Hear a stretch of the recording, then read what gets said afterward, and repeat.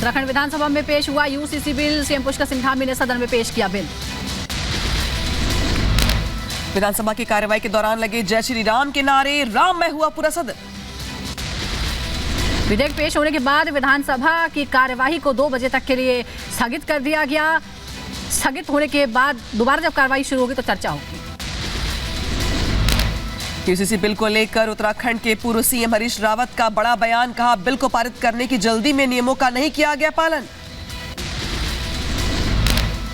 मुख्यमंत्री इसको पारित करवाने के लिए बहुत ही उत्सुक हैं और नियम परंपराएं, संसदीय विधि विधान किसी का भी पालन नहीं किया जा रहा है। यूसीसी को लेकर सपा सांसद एसटी हसन का बयान। बोले, अगर यूसीसी मुसलमानों के खिलाफ है तो हम करेंगे इसका विरोध।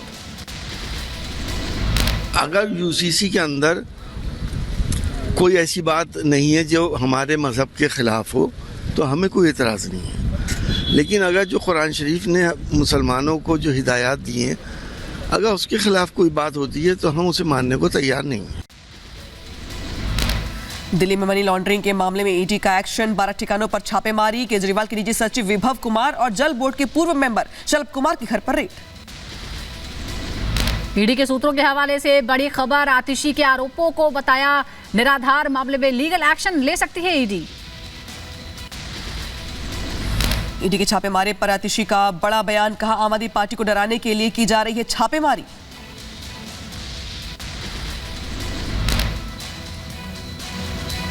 के लिए आज सुबह 7 बजे से ही आम आदमी पार्टी से जुड़े हुए लोगों के घर पर, आम आदमी पार्टी के नेताओं के घर पर ईडी की रेड शुरू हो गई है। आतिशी का बीजेपी पर हमला। कहा, जांच एजेंसी का किया जा रहा है गलत इस्तेमाल। 2 साल छापेमारी में ईडी के पास कोई पुख्ता सबूत नहीं मिला।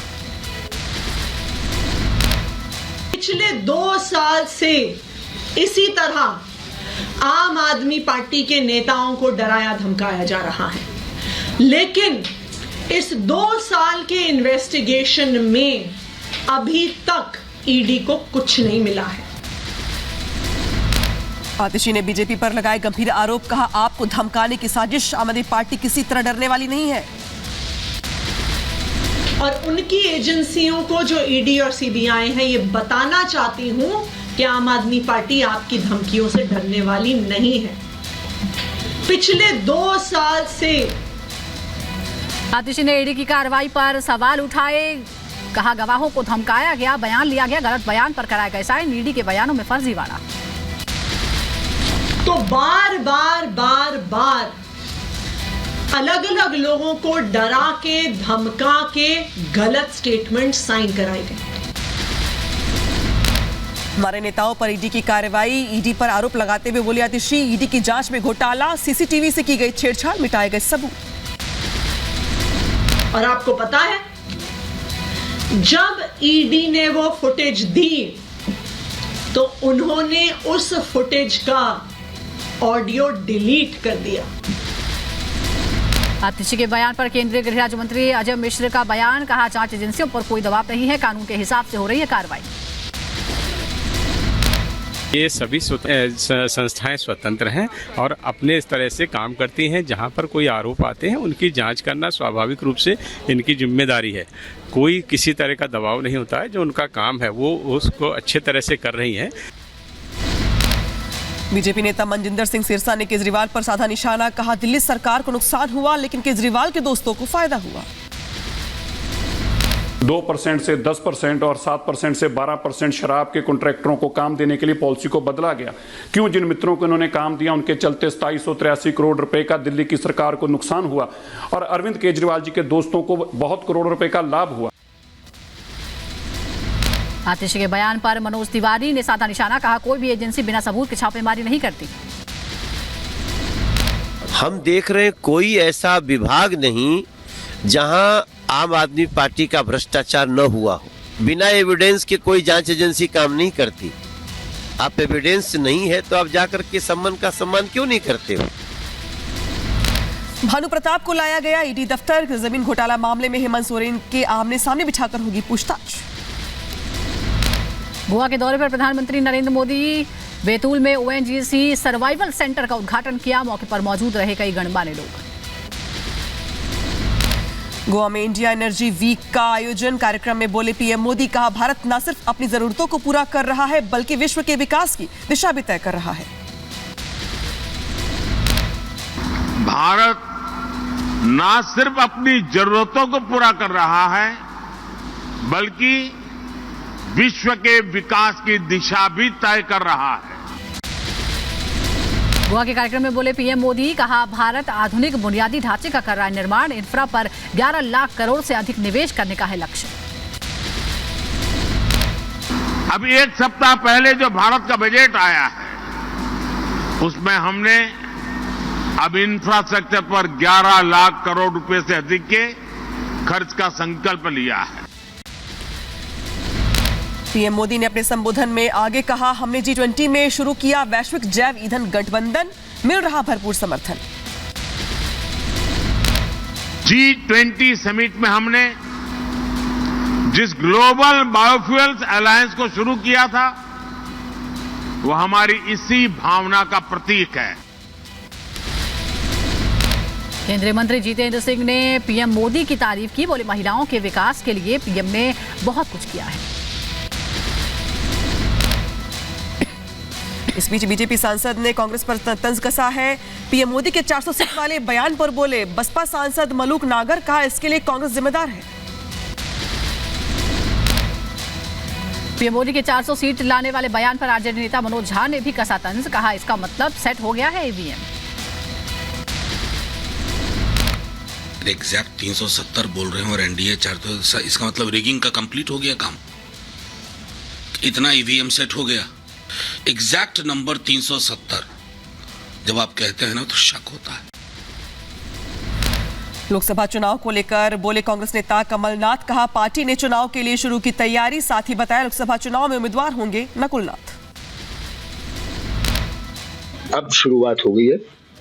कांग्रेस पार्टी जैसे हमेशा चुनाव की तैयारी करती है वैसे इस दफे भी करेगी और नकुलनाथ जी जैसी एआईसीसी घोषित करती है तो नकुलनाथ जी यहाँ से लोकसभा के उम्मीदवार होंगे। बीजेपी में जाने की अफवाहों पर भी बोले कमलनाथ, कहा फैलाई गई है अफवाह, ऐसा कुछ नहीं है। कमलनाथ जी ये अफवाहें क्यों चली? देखिए आप लोगों ने चलाई। जब उस दिन में से प्रमोद कृष्ण का पूछा, मैंने तो उस संदर्भ में कहा कि कोई बना हुआ नहीं है। लोकसभा चुनाव को लेकर कांग्रेस सांसद प्रमोद तिवारी ने किया बड़ा दावा, कहा चुनाव हार रही है पीएम मोदी की गारंटी। बिहार में विभागों के बंटवारे पर बोले मंत्री संतोष कुमार सुमन, कहा सीएम हमारे मुखिया हैं, जो जिम्मेदारी देंगे निर्वहन करूंगा।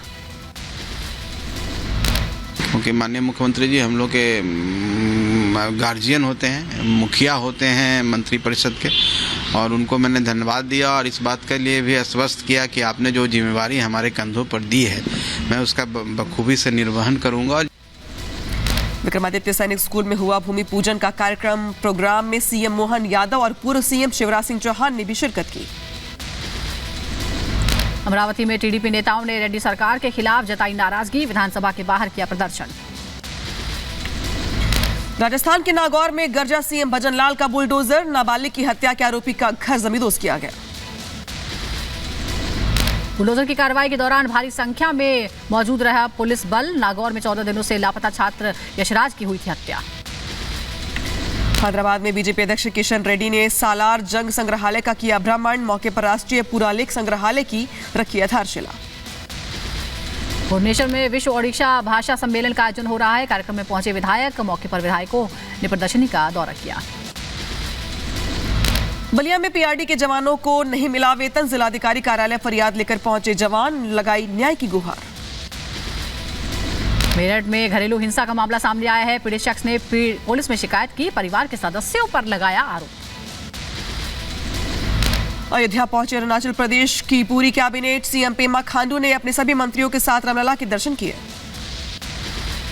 काफ़ी एक इमोशनल एक फीलिंग हो रहा है यहाँ आके कि जो इतना लंबा समय जो करीबन 500 साल से जो संघर्ष करके आया, आज पूर्ण रूप से यहाँ पे अपने आंखों के सामने में भगवान राम लाला का दर्शन प्राप्त करके हम लोग बहुत ही ब्लेस्ड फील हो रहा है। ज्ञानवापी परिसर में भक्तों के आने का सिलसिला लगातार जारी है। तहखाने की पूजा कर रहे हैं श्रद्धालु। भक्तों को लेकर सुरक्षा के भी पुख्ता इंतजाम। ज्ञानवापी केस को लेकर बोले हिंदू पक्ष के वकील अनुपम द्विवेदी, कहा जो बेसमेंट बचे हैं उनमें भी जल्द होगा सर्वे। ज्ञानवापी मामले में आज वाराणसी कोर्ट में सुनवाई। हिंदू पक्ष ने की है सभी तहखानों का एएसआई सर्वे कराने की मांग। रामपुर में पुलिस और बदमाशों के बीच मुठभेड़ हुई। गोलीबारी के दौरान 25,000 का नामी बदमाश गिरफ्तार किया गया। फायरिंग में कांस्टेबल भी घायल हो गया। बुलंदशहर में दलित युवती से दुष्कर्म हुआ। गैर समुदाय के 2 युवकों पर लगा आरोप। पुलिस ने आरोपियों के खिलाफ दर्ज कराई एफआईआर। मुजफ्फरनगर पुलिस के खिलाफ पीड़ित पक्ष ने जताई नाराजगी। कहा मारपीट के मामले में पुलिस ने अभी तक नहीं लिया एक्शन। बिहार के मुजफ्फरपुर में दबंगों के हौसले बुलंद। युवक को घर से बुलाकर मारपीट की। वीडियो सोशल मीडिया पर वायरल हुआ। पंजाब के तरनतारन में बीएसएफ जवानों ने एक पाकिस्तानी नागरिक को पकड़ा। पकड़े गए शख्स की उम्र बताई जा रही है 16 साल। मामले की छानबीन में जुटी पुलिस। गुरदासपुर जिसे भी बीएसएफ ने एक अफगानी नागरिक को पकड़ा है। मामले की छानबीन में जुटी है टीम। यूपी के सीतापुर में पुलिस ने की बड़ी कार्रवाई। 25,000 का नामी बदमाश मुठभेड़ के दौरान गिरफ्तार किया गया। आगे की कार्रवाई में जुटी पुलिस। जौनपुर में पुलिस प्रशासन का ऑपरेशन लगड़ा जारी है। अभियान के तहत 2 शातिर अभियुक्तों को गिरफ्तार किया गया। पकड़े गए आरोपियों से अवैध हथियार बरामद। मध्य प्रदेश के हरदा में बड़ा हादसा हुआ। पटाखा फैक्ट्री में हुआ जोरदार धमाका। भयानक तस्वीरें सामने आई। धमाके के बाद इलाके में हड़कंप मच गया। कई लोगों की जान जाने की आशंका। जिला प्रशासन मौके पर मौजूद। यूपी के इटावा में हुआ बड़ा हादसा। सिलेंडर फटने से घर में लगी आग। हादसे में 3 मासूम झुलसे। जम्मू कश्मीर के रामबन में भारी बर्फबारी। पहाड़ों पर बिछी बर्फ की चादर। बर्फबारी की तस्वीरें सामने आई। जम्मू कश्मीर के पुंछ में बर्फबारी ने लोगों की बढ़ाई मुश्किलें। मुगल रोड पर बर्फ हटाने का काम लगातार जारी। यातायात हुआ प्रभावित।